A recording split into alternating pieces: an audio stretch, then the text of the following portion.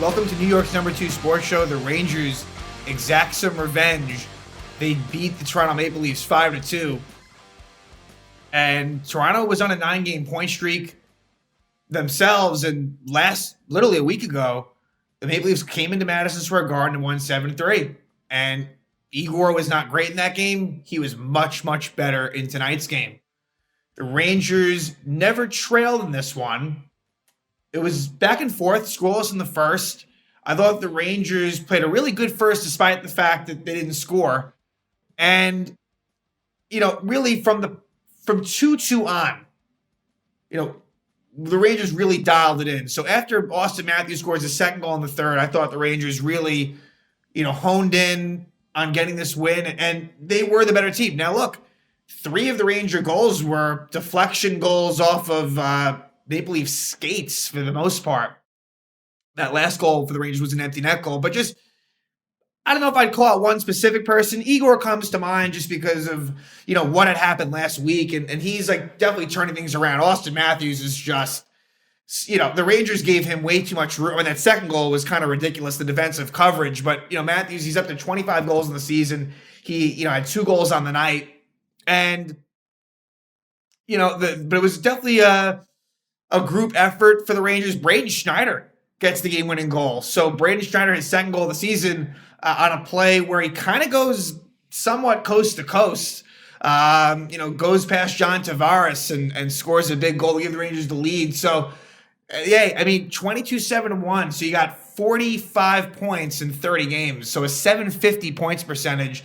It's pretty ridiculous. And, the power play goes 2 for 2. And, face-offs, the Rangers continue to do well. Not just win face-offs, but score goals off face-offs, where the Lafreniere power play goal off of a face-off win. So a lot of good signs from this team. And like I said at one point this year, my goal, and it will be tougher with Western Conference teams because you only play them twice, but that the Rangers can at least get a point or at least win against every team they face. And I'm almost, barring, some weird scheduling and whatever, I have a feeling that versus the Eastern Conference, that can be achieved. They seem to take it personally. And with that, a lot of the losses, the few lost Rangers have been fairly lopsided. So it's kind of something to circle. It'd be one thing if it was a close loss, but when they lose, it's actually kind of in pretty bad fashion, which is what happened last week against the Leafs. But like I said, this is an overall good win. And I like how the Rangers have been playing lately.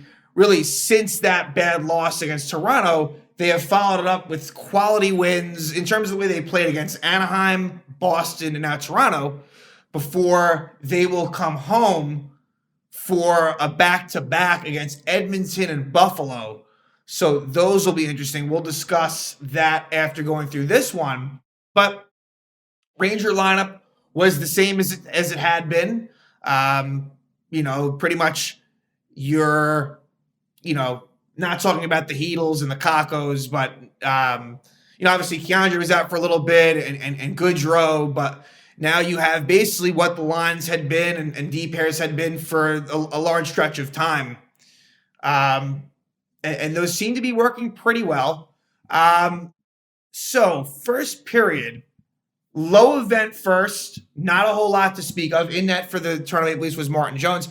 And there were only 2 penalties all game, both taken by Toronto and both scored by the Rangers. So Rangers did a good job of staying out of the box. They were, as far as I saw it, they were the better team in this one. So first period, not a lot to speak of. Rangers outshoot Toronto 11-5. I thought Martin Jones did a good job. Igor not tested too much. Then things started to open up a little bit more in the second, and it's kind of a fluky goal. Zibanejad scores his 10th of the season from Wheeler and Kreider at 6-11. So it was a shot by Wheeler that goes off of Zibanejad's skate. I'm not sure if it deflected off anyone else. When it first happened, I kind of thought it was Wheeler's goal, but it was correctly called to Zibanejad. So that gives the Rangers a 1-0 lead. But a quick response by the Maple Leafs at 7:32. Austin Matthews scores his 24th goal of the season from Riley and Bertuzzi. Now, this was a play where Panarin turns the puck over in the offensive zone and it leads to an odd man rush the other way. That's something the Rangers got to work on, is the odd man rush is against, and it burns them there. But 27 seconds later, Lagesson holds Pitlick, gives the Rangers a power play, and the second unit, off of a face-off win by Blake Wheeler, ends up a goal for Alexis Lafreniere. His 9th goal of the season, it's a power play goal from Brodzinski and Gustafsson. So a nice pass by Brodzinski. It would be the first of 3 assists. So I'll just say it right now. Wheeler and Gustafsson both had each had 3 assists. But a nice pass by Brodzinski, cross-ice to Lafreniere, and this one goes off of the skate of, I believe, Morgan Riley. Gives the Rangers a 2-1 lead, and they would keep that lead going to the third. However, 1 minute and 16 seconds in, it's Matthews again, his 2nd of the game, 25th of the season from McCabe and Nylander. Really poor defensive coverage by, I'd say, all 5 on the ice. It was the Zibanejad line with the Lindgren-Fox pair. So just very soft coverage. I mean, really kind of unacceptable, but they really locked it in after that, and they took the lead at 8:08 for good. This would be the game-winning goal. Braden Schneider scores his 2nd of the season from Gustafsson and Wheeler. So Gustafsson gives Schneider an innocent enough pass, and he takes it, like I said, coast to coast, gets past Tavares, scores past Jones, gives the Rangers a 3-2 lead. Then Ryan Lindgren draws a tripping penalty. David Kampf is called for it at 13:42. And on that power play, Panarin scores. So it was Panarin's first goal in, I think, about 7 games. It's his 17th goal of the season from Gustafsson and Trocheck. Although, no, wait, that can't be true. Panarin, I mean, I guess it could be. I guess it could be that Panarin hasn't scored a goal in that amount of time. I see 17 goals, but I guess maybe he had a little bit of a drought. Maybe after that hat trick against the Sharks. But that's here nor there. Rangers take a 4-2 lead, and that one was deflected in on the way as well. That's why you take shots on net and see what happens. So it's 4-2 Rangers at that point. The Leafs pull the goalie early, down 2, and Zibanejad ices it with his 2nd goal of the game, 11th of the season from Lindgren and Kreider.